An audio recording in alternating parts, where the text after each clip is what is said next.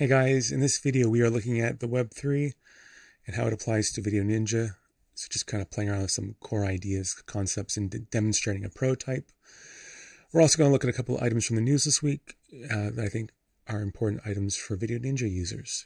So starting us off there, OBS 27.2 is now released. I did a video on this the other week, looking at the beta version.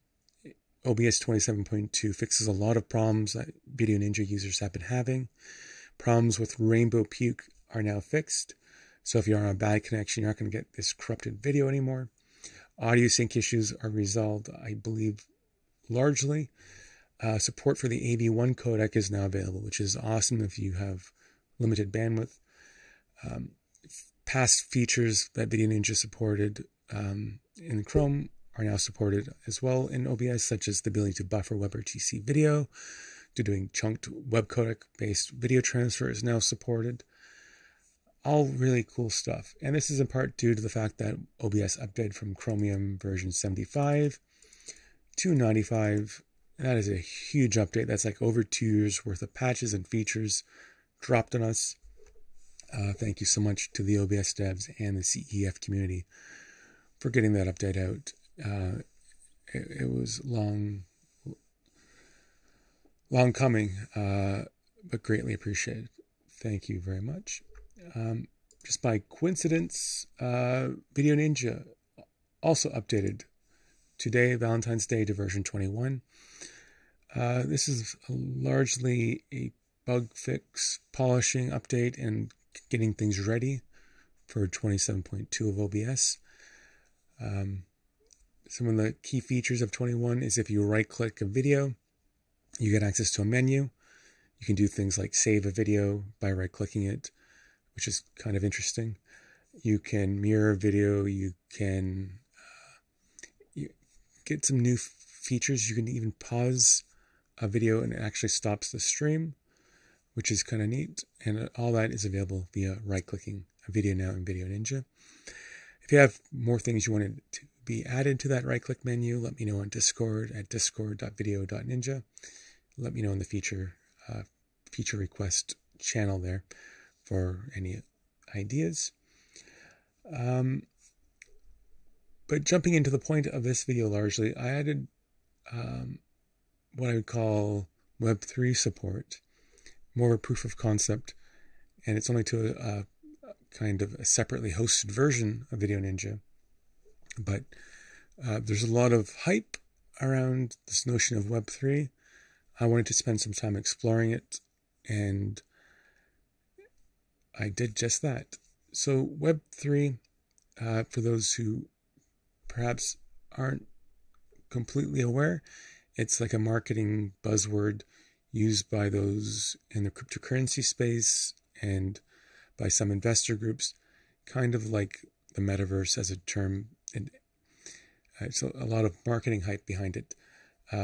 Hasn't yet proven itself yet, but it's the notion of having the web become more decentralized again. So instead of having companies like Google, Twitter, and Facebook having central servers that control all your data, you can have applications and websites that are distributed across the internet with no central authority. And that decentralization has some benefit, let's say. In practice, reality is not always so black and white. We see that with NFTs also being blockchain, you can still get warrants shutting things down. You can have sites hacked or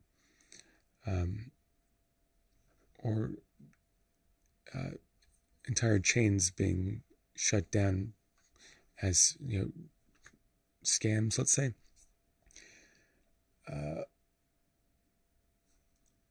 I'm not trying to say there's nothing there. I'm saying Web3 is a little bit of a marketing term right now, and it hasn't really been proven. And I really wanted to see how far I could get in making VDO.Ninja Web 3.0 kind of spec'd out. So how could I make VDO.Ninja more decentralized? VDO.Ninja is already very decentralized. It's peer-to-peer live video, and one of the philosophies behind this is to be serverless. It's not quite serverless. And one of the annoying aspects of Web3 is it's still very server-oriented. You still need a server to talk to, because that server needs to connect you to the larger blockchain. It just means there's no central server. You can have hundreds of servers, and you can choose which one to access. But there's definitely a sense of servers nonetheless. And the need for servers is more emphasized for an application like mine, as I discovered. Okay, but one of the first things I did to try to make VDO.Ninja more decentralized, more Web3-ish, was to make the website itself not hosted on a traditional web server. Currently, it's hosted on a web server with Cloudflare acting as a caching CDN. So it has edge nodes. It hosts cached versions of the websites on its network. So if the web server goes down, the cached copies stay up.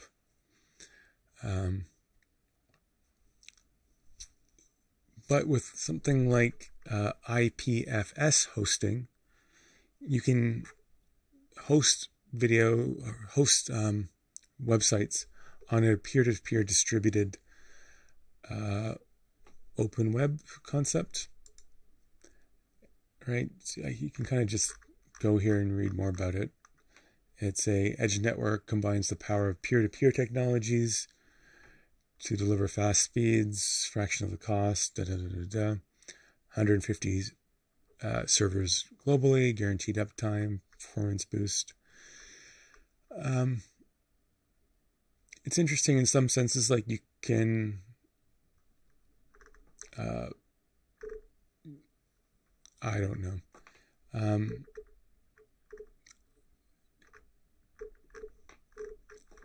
The neat thing is you can connect your GitHub to Fleek, which is a service provider that makes it easy to deploy your sites onto this open web. And so whenever I update code to GitHub, it will automatically update my distributed version of the application. So I don't have a web server, which is kind of nice. It's being hosted on IPFS. And you can access that version of VDO.Ninja at fleek.video.ninja. And this version of VDO.Ninja is hosted on the IPFS, network. And yeah, as you can tell, the domain name is still traditional, but in the future, even the domain name could be hosted on a blockchain. Browsers need to support that, and the main browsers don't yet. But in the future, the domain name and the web server could be hosted on a distributed network that would be pretty fast and could arguably allow for it would just make it very hard to have your website taken down. It'd be kind of like hosting your website on the Tor network, I guess. That's my understanding, at least. I don't really see a huge benefit to this, unless you're worried about censorship. So yeah. There's no reason a browser, for example, could still not block access to certain domains. So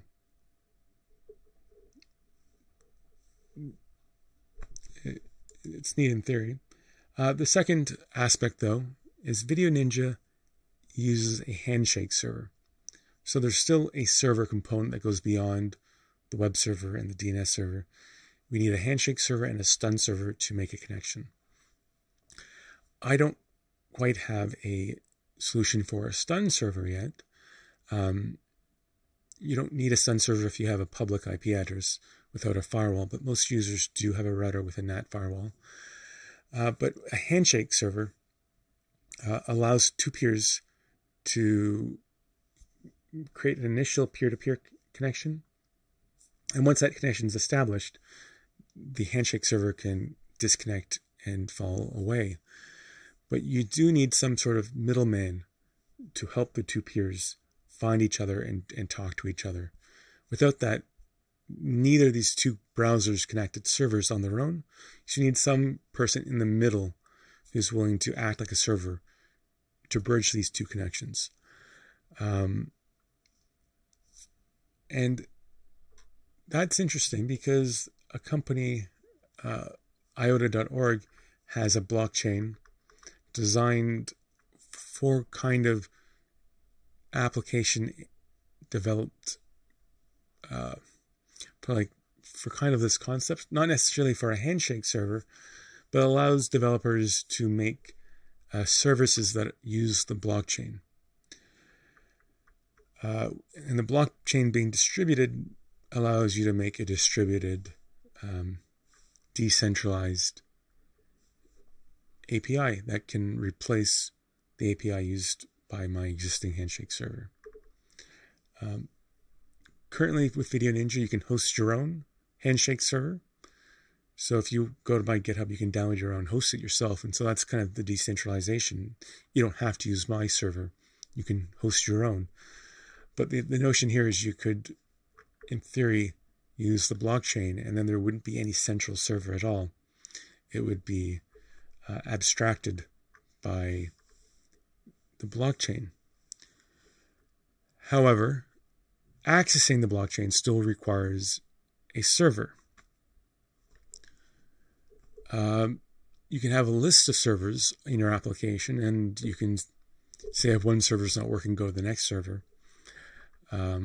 Or if you're wanting to connect to the API, you can host your own server, connect that server to the blockchain, and then use your own personal server to access all the other servers in one sort of global distributed API.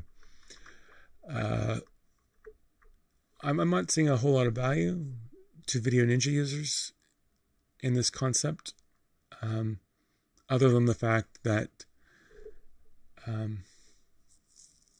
you allow people to interface with the main VDO.Ninja network on their own terms rather than on my terms. There's a lot of downsides with blockchain. Most blockchain services require a fee to make a transaction, and the fee is actually pretty substantial. Being designed for financial transactions of thousands of dollars, it seems. Things like Bitcoin and Ethereum aren't super practical for an API sort of system where you need to have hundreds of requests a second. It's just too expensive for those networks. Now, you might find solutions where someone has like a super layer on top of Ethereum designed for speed. It has like a bridge to connect it to the main network, but it's not really part of the main network. I don't know enough there, but when I look into those systems, they still all require a fee. It could be a penny or 2 pennies per transaction, but I'm not going to pay $1 to connect to VDO.Ninja just because I want it to happen over the blockchain. It doesn't make sense. So IOTA is interesting because it's a feeless blockchain. I don't know of many that are actually feeless. And so this one's kind of neat. The IOTA project has been swamped in drama over the last few years, so not exactly the healthiest of communities, but the notion of what they're doing is pretty interesting. So the concept here is instead of having servers with miners and you pay the miners to validate the transactions, what we're doing is anytime you want to send a message into the blockchain, you have to validate 2 other messages in the blockchain before you can send yours. So you have to do some sort of work to gain credit before you can participate. So if you want to send a message, you have to do work to validate 2 other messages. So the work and the cost is distributed, but it's not a fee. It's just a little bit of CPU power extra to send a message. And when you're talking about an application like VDO.Ninja, where you might need anywhere between 5 to 20, 30, 40 API requests, it's still within the realm of under 100 transactions. And so it's not going to prohibit a modern computer from using it for this purpose.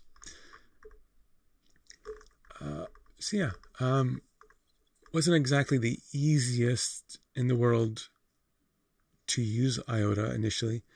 A lot of the good samples that I was looking for were really buried and not really promoted and weren't even really good samples to begin with.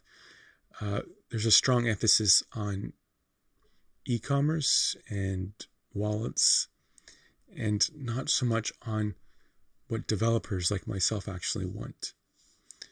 So I think that's a little bit of a criticism. Web3 needs more maturity, needs more best practices.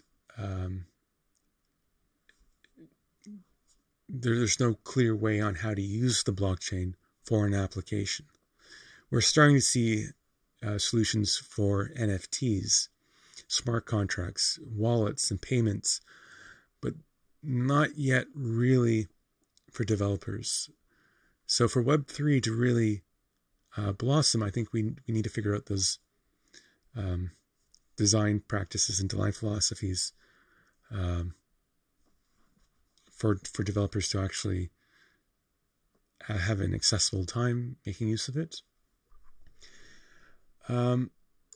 I did write up an application though, and it's not integrated into VDO.Ninja. It's using the iframe API as a wrapper to turn it into this Web3 app.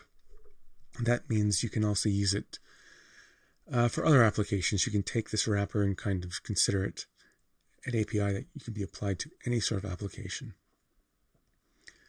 So you can, any application that has a WebSocket server, you could, in theory, take the code here and replace your WebSocket code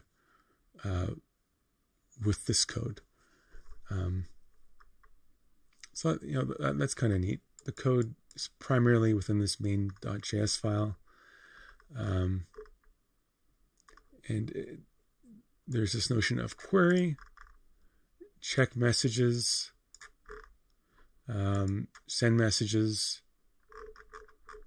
and that's about it. So we're sending messages and we're asking for messages. There is an SDK, a library that actually talks to the blockchain servers here, and that's Apache. That's part of the code base I got from IOTA. So that's in a separate file. So yeah, really just 2 files, the library and the actual code to talk to and read from the blockchain. Now, I want VDO.Ninja to be serverless, and everything I've seen so far indicates that Web3 is not serverless. It's decentralized, but it still has servers. In fact, it might have more servers, just distributed. And so I have to talk to this server if I want to access the blockchain. I can host my own server, of course. At that kind of point, why would I bother putting the data through the blockchain There are some reasons why you might want to, but the blockchain adds so much extra load to everything. Is there a reason to replace your very fast API and very fast and efficient API for a blockchain API? I could see there being niche applications where you might want that. For an API where especially you don't really care about history, you don't really care about keeping an archive of all past transactions, it seems less important. It might be more interesting to have like a torrent kind of style of API where you're not really on a blockchain, you're just on a distributed network that's peer-to-peer based. That could be more interesting. But in this example, I'm using IOTA, which is blockchain based. Okay, enough talk. Let's jump in and try it out. So I have a version of VDO.Ninja that's hosted on Fleek, that's wrapped with a Web3 blockchain, the IOTA blockchain. So if we look here, we look at the source. Well, very simple code. I'll just create a room and say, let's call this a video test. Join room. My camera's in use by OBS. So let's select Streamlabs. So now that peer is connected to the blockchain, and we can go here and we can say Web3. Actually, paste in our room name. Select a different camera. Join. And so now we have two peers on the blockchain. They both made a request to connect to the same room. That room name is acting like a wallet address of sorts. So they're sending messages to that address on the blockchain. And at the same time, they're both constantly checking and listening to that wallet or that address for new messages to appear. Normally with VDO.Ninja, you'd be already connected, but we're not.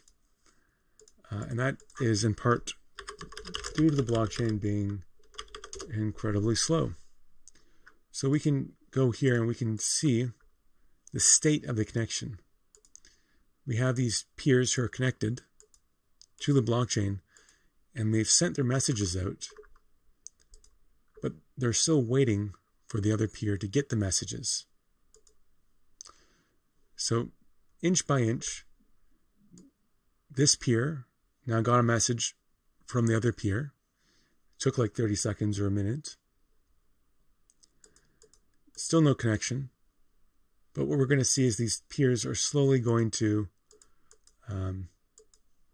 have their transactions validated on the blockchain. They're going to get the messages made available. They'll then pull the data that's related to that blockchain to their computer. And now look, connected and connected. So if we go back here, we should see within a few seconds the video appearing. It's very close to almost done.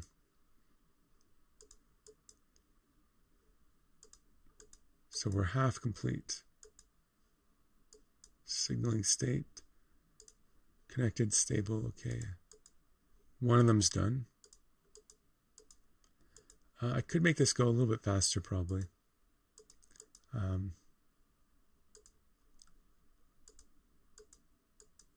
Connected. We're just waiting for this last peer to finally connect. Because WebRTC sends back and forth in this handshake quite a bit of detail, like you can see the API that goes on here. All these are kind of messages that are being sent back and forth.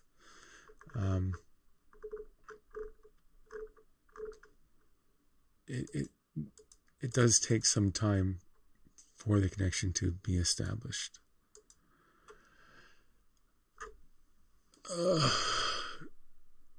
Some days it takes only a minute. Some days it takes a few minutes. It depends on the servers, depends on how bloated the blockchain is. But there we go.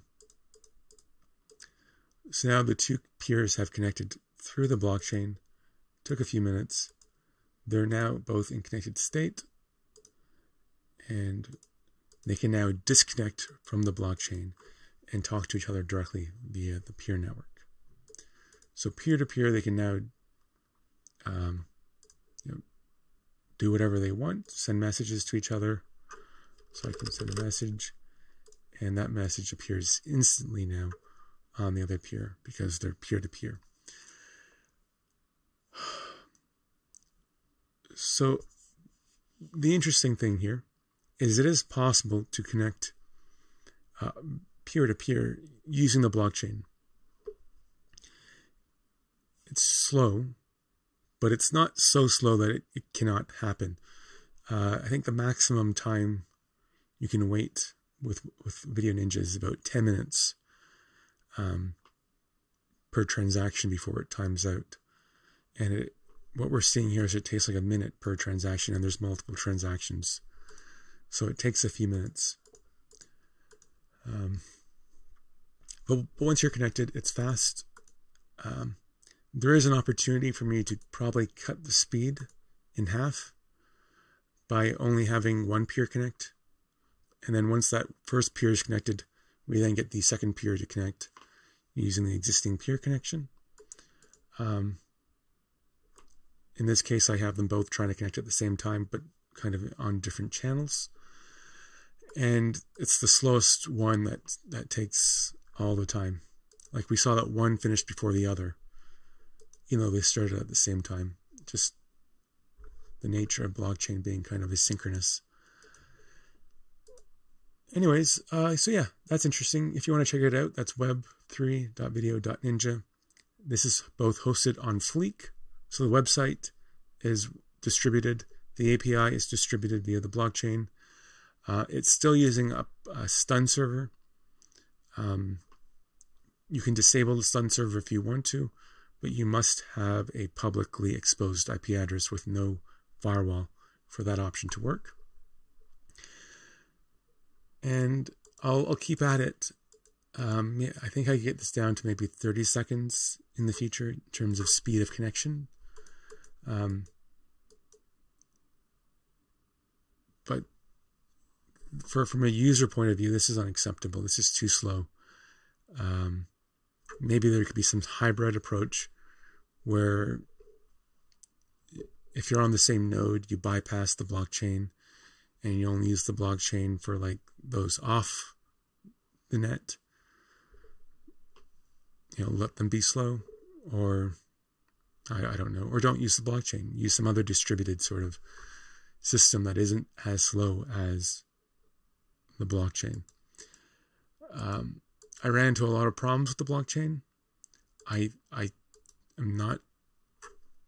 not really convinced it's a good solution. But I do think distributed systems are valuable, and I do think distributed systems could provide some opportunities to avoid censorship, lower costs of distribution of a website, and perhaps even lower latency for distributing static content like a website. From an API point of view, it's a little bit harder. It's kind of like a tornet, but okay, I'll stop rambling. If you're wondering about the audio quality in this video, this company, MOVO, sent me a condenser mic. I told them I would be okay to use it in one of my videos. So that's what I'm doing. I'm going to go back to using my other Shure SM7B. as I'm not a big fan of condenser mics, but I wanted to give MOVO a shot since I bought stuff from them in the past that I liked, and they sent this to me for free. So if you're curious, this is the microphone I'm using. And yeah, that's the end of the video, guys. Thank you for watching. Have a good one. Bye, guys.